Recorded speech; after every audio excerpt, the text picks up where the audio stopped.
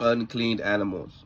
Whoever carries any of the carcasses of these shall wash his clothes and be unclean until the evening. The carcasses of every animal that divides the hooves, but is not completely split hooved, nor chew the cud, is unclean to you. Everyone who touches them shall be unclean, whether animal that walks on its paws, among the manner that of animal that is going on all fours. These are the unclean of whoever touches their carcasses shall be unclean until the evening. He who carrieth the carcasses that shall wash his clothes and be unclean until the evening, they are unclean to you. These also shall be unclean to you among the crawling things that move on the ground, the mole rat, the mouse, the great lizards, and any kinds of geckos and lizards that walk, geckos, the sand lizards, and the chameleon. These are unclean to you among that crawl. Whoever touches them, when they are dead, they shall be unclean until the evening. And anything on which any of them fall,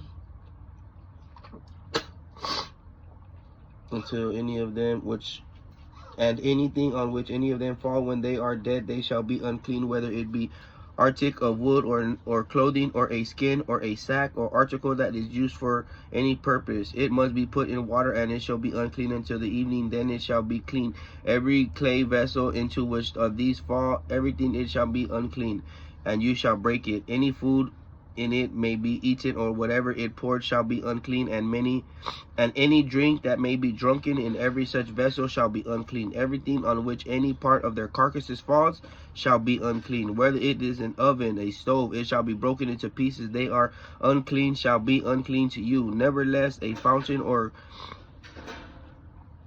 a cistern where there is plenty of water shall be clean, but whoever touches their carcasses shall be unclean.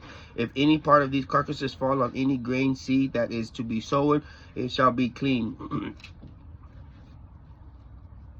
But if any water is put on the seed, and any part of their carcasses fall on it, it shall be unclean to you. If any animal from which you may eat dies, whoever touches the carcass shall be unclean until the evening. Of the person who eats off the carcasses shall be washed, his clothes is to be unclean until the evening.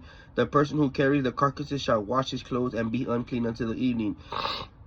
Every crawling thing that moves on the ground shall be detestable, it shall not be eaten. Whatever goes on its belly, and whatever goes on the fours of whatever has many feet, from any crawling things move on the earth, you shall not eat them, for they are desertable. You shall not make yourselves detestable with any crawling thing that moves, nor shall you make yourselves unclean with them. You shall not thereby be defiled by them, for I am the Lord your God. You shall therefore sanctify yourself, and you shall be holy, for I am holy. Neither shall you defile yourselves with any manner of crawling things that moves on the ground, for I am the Lord who brought you up out of the land of Egypt to be your God. Therefore you shall be holy, for I am holy.